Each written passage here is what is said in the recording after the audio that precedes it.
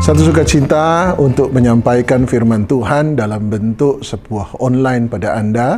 Hari ini saya mau bicara tentang Change or Die. Satu kali saya membaca sebuah buku dan judul buku ini yang membuat saya tertarik. Judul buku itu adalah Change or Die, berubah atau mati. Dan buku ini mencoba menjelaskan kepada kita bahwa dalam hidup ini perubahan adalah sesuatu yang pasti. Oleh sebab itu, hidup harus selalu mau berubah. Dan ketika kita tidak mau berubah, maka kita akan digilas, dibunuh oleh perubahan itu sendiri. Ada satu perkataan dari seorang yang terkenal, Albert Einstein. Dan Albert Einstein pernah berkata begini, orang gila adalah tanda orang yang gila apabila dia melakukan sesuatu dengan cara yang sama terus-menerus, tetapi selalu mengharapkan hasil yang berbeda. Orang gila menurut Einstein adalah orang yang melakukan cara yang sama, tetapi mengharapkan hasil yang berbeda. Kita tahu bahwa cara yang sama akan selalu menghasilkan hasil yang sama. Kalau Anda tidak pernah mau merubah, maka Anda akan mendapatkan hasil yang sama seperti apa yang Anda nikmati hari ini. Kalau Anda mau hidup lebih baik, berarti Anda harus berbuat lebih baik daripada sebelumnya. Kalau Anda mau menikmati sebuah kehidupan yang lebih mulia, maka Anda harus melakukan perkara-perkara yang lebih mulia daripada sebelumnya. Nah, hari ini saya membagikan Anda dari Alkitab cerita tentang anak terhilang.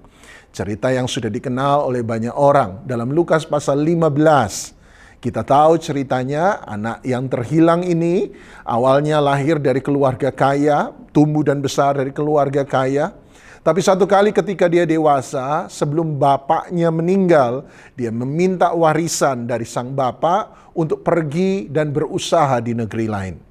Dan ketika dia pergi dan berusaha di negeri yang lain, terjadilah kelaparan. Gaya hidupnya yang tidak berubah justru membuat dia makin terpuruk dan terpuruk. Ketika penghasilannya tidak seberapa, gaya hidupnya tetap mewah, maka justru hidupnya bukan jadi tambah lebih baik, tapi justru tambah lebih buruk. Hari ini ada banyak hal yang sukar dirubah dan salah satunya adalah gaya hidup. Di tengah-tengah kesulitan, kalau gaya hidup Anda tetap mewah, maka Anda akan lebih menderita dari orang lain. Kalau di tengah-tengah persoalan, kalau gaya hidupmu tidak pernah berubah, prinsip hidupmu tidak pernah berubah, maka Anda akan melihat kemalangan lebih daripada orang lain. Nah, setelah kisah itu kita temukan ayat 14, menarik sekali. Kita akan menemukan bagaimana anak terhilang ini mengubah hidupnya menjadi lebih baik. Dalam Lukas 15 ayat 14 dia berkata, setelah dihabiskannya semua harta ayahnya, timbullah bencana kelaparan di dalam negeri itu dan dia pun mulai melarat. Ayat 15, lalu pergilah dia dan bekerja pada seorang majikan di negeri itu. Orang itu menyuruhnya ke ladang untuk menjaga babinya. Ayat 15, lalu dia ingin mengisi perutnya dengan ampas yang menjadi makanan babi itu, tetapi tidak seorang pun yang memberikannya kepadanya. Ayat 17, lalu dia menyadari keadaannya, katanya, betapa banyaknya orang upahan Bapakku yang berlimpah-limpah makanannya, tetapi aku di sini mati kelaparan. Ayat 18, aku akan bangkit dan pergi kepada Bapakku dan berkata kepadanya, Bapa, aku telah berdosa terhadap Bapa dan terhadap sorga. Aku tidak layak lagi disebutkan anak Bapa. Jadikanlah aku sebagai salah seorang upahan Bapa. Maka bangkitlah ia dan pergi kepada bapanya. Ketika ia masih jauh, ayahnya telah melihatnya, lalu tergeraklah hatinya oleh belas kasihan. Ayahnya itu berlari mendapatkan dia, lalu merangkul dan mencium dia. Kata anak itu kepadanya, Bapa, aku telah berdosa terhadap sorga dan terhadap Bapa. Aku tidak layak lagi disebutkan anak Bapa. Ayat 22, tetapi ayah itu berkata kepada hamba-hambanya, lekaslah, bawa kemari jubah yang terbaik, pakaikanlah itu kepadanya, dan kenakanlah cincin pada jarinya, dan sepatu pada kakinya. Dan ambillah anak lembu tambun itu, sembelihlah dia, dan marilah kita makan dan bersuka cita. Sebab anakku ini telah mati dan menjadi hidup kembali, dia telah hilang dan didapat kembali, dan maka mulailah mereka bersukaria. Ketika dia mengalami kemalangan, seringkali kemalangan adalah tanda bahwa Anda dan saya perlu mengalami sebuah perubahan. Ketika dia mengalami sebuah kemalangan, anak bungsu itu memulai perjalanannya untuk berubah. Sebab kalau tidak, maka change or die. Kamu harus berubah atau kamu akan mati. Dan ada 3 hal yang dilakukan oleh anak bungsu ini untuk memulai sebuah proses perubahan. Nomor 1, ini yang kita bisa tiru. Nomor 1 pada ayat yang ke-17, Alkitab berkata dia menyadari keadaannya. And he come to his senses. Dia menjadi sadar dengan keberadaannya. Hal pertama berarti yang perlu dalam sebuah perubahan adalah kita harus memulai dengan perubahan cara berpikir. Dia menjadi sadar, pikirannya kembali lagi menjadi lurus. Dia menyadari keadaannya. Dia bisa melihat segala sesuatu dengan lebih jelas. Seringkali ada banyak orang punya mata yang bisa melihat, tetapi sesungguhnya mereka tidak bisa melihat dengan benar. Ada banyak orang punya telinga yang bisa mendengar, tetapi selalu mendengarkan bisikan dari orang yang salah, informasi yang salah. Punya otak, tetapi tidak bisa berpikir dengan benar. Saya takut ada banyak orang seperti itu. Tapi anak bungsu ini dalam memulai proses perubahan, dia mulai dengan cara berpikir yang berubah. Dia bisa melihat sebuah kenyataan dengan cara melihat yang benar. Dia berpikir dengan benar.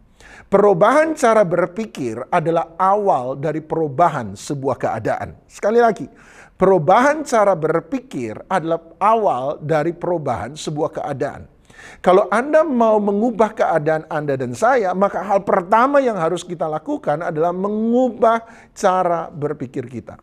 Saya seringkali bertanya pada jemaat, siapa yang percaya di sini bahwa Alkitab adalah jawaban untuk semua persoalan? Dan biasanya sebagai orang terdidik dalam agama, orang Kristen yang percaya sungguh-sungguh, mereka akan angkat tangan tinggi-tinggi dan berkata, saya percaya Alkitab adalah jawaban atas semua persoalan. Kemudian saya akan bertanya lebih jauh, kalau begitu Alkitab adalah jawaban atas setiap persoalan, maka saya tanya pada Anda, apakah kalau Anda baca Alkitab 10 pasal, maka apabila Anda punya hutang, selesai Anda baca Alkitab 10 pasal, maka hutang Anda akan lunas? Anehnya mereka berkata, tidak. Saya bilang mungkin kurang banyak. Mari kita baca 50 pasal. Setelah kita baca 50 pasal dalam Alkitab, maka hutang saya akan lunas? Mereka jawab, tidak. Pertanyaan saya sederhana adalah, kalau begitu, kalau Alkitab membaca Alkitab tidak bisa membuat hutang Anda yang banyak itu menjadi lunas, pertanyaan saya sederhana adalah, mengapa Anda mengatakan bahwa Alkitab adalah jawaban atas semua persoalan? Kalau saya lagi punya persoalan dalam rumah tangga, saya baca Alkitab 10 pasal, maka istri saya langsung berubah? Tidak. Kalau saya baca Alkitab 20 pasal, apakah suami saya langsung berubah? Juga tidak. Kalau saya baca Alkitab 10 pasal, apakah anak-anak saya langsung berubah? Juga tidak. Kalau begitu, mengapa kita mengatakan bahwa Alkitab adalah jawaban atas setiap persoalan?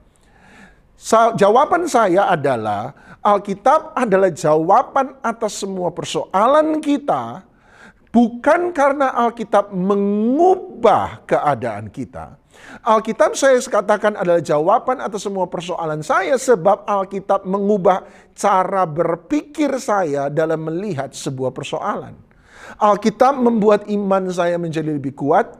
Alkitab memberikan saya arahan apa yang harus saya kerjakan dan lakukan di tengah-tengah persoalan. Alkitab memberikan saya arahan dan petunjuk apa yang harus saya lakukan di tengah-tengah masalah yang begitu besar. Perubahan cara berpikir adalah awal dari perubahan sebuah keadaan. Yang dilakukan oleh Alkitab bukanlah mengubah keadaan Anda dan saya. Yang dilakukan oleh Alkitab adalah mengubah cara berpikir Anda dan saya. Oleh sebab itu, hal pertama yang dilakukan adalah selalu mengubah cara berpikir. Dan itu yang dilakukan oleh sang anak bungsu tadi. Dia mengubah cara berpikirnya. Hal kedua yang dia lakukan adalah selesai dia menyadari kesalahannya, menyadari keadaannya, come to his senses, mengubah cara berpikirnya. Hal kedua yang dia lakukan adalah dia kemudian mengambil sebuah keputusan. Dia mengambil sebuah keputusan. Itu sebabnya ayat berikutnya dia berkata bahwa aku akan bangkit belum dilakukan, dia baru katakan aku akan bangkit. Ini bicara tentang sebuah keputusan. Aku akan bangkit dari tempat ini, kembali lagi pulang ke rumah Bapakku, mengatakan kepada Bapakku bahwa aku sudah berdosa kepada sorga dan kepada Bapa, terimalah aku sebagai orang upahan Bapa. Anda lihat perubahan cara berpikir harus selalu disertai dengan langkah kedua. Apa itu? Sebuah keputusan.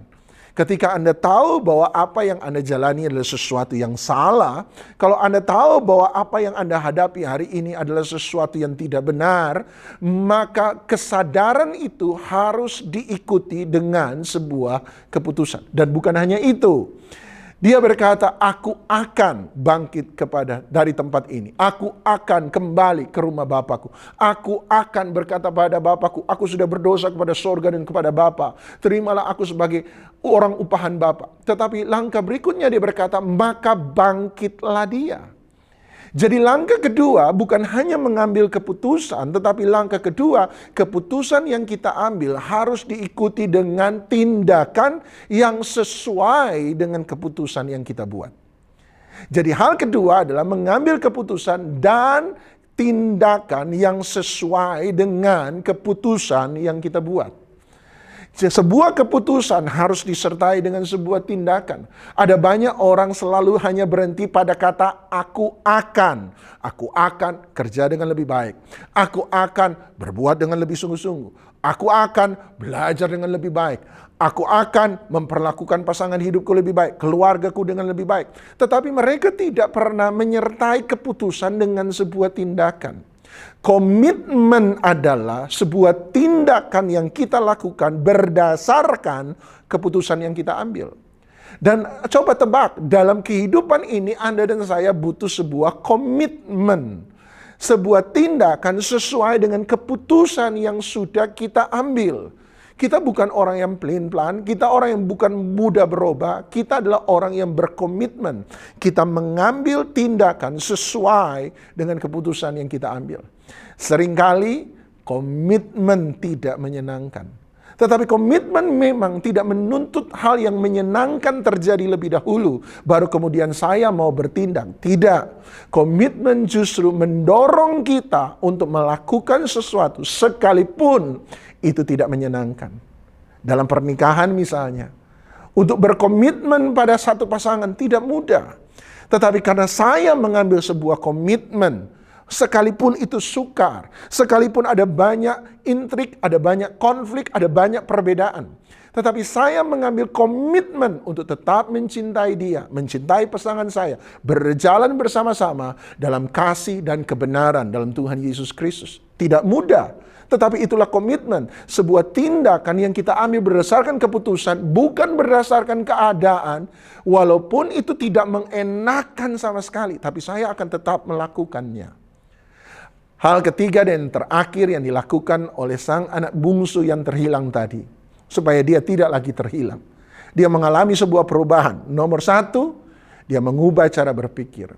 Nomor dua, dia mengambil keputusan dan tindakan yang sesuai dengan keputusan yang dia ambil. Nomor tiga, ini yang dia lakukan. Dia menemukan rumah, dia menemukan bapaknya. Dengan kata lain, dia menemukan sebuah figur di mana dia bisa meneladani figur tersebut. Maksud saya begini, seringkali saya berkata, saya harus berubah, dan kita memang mau berubah. Tapi pertanyaannya adalah, bagaimana caranya saya bisa berubah?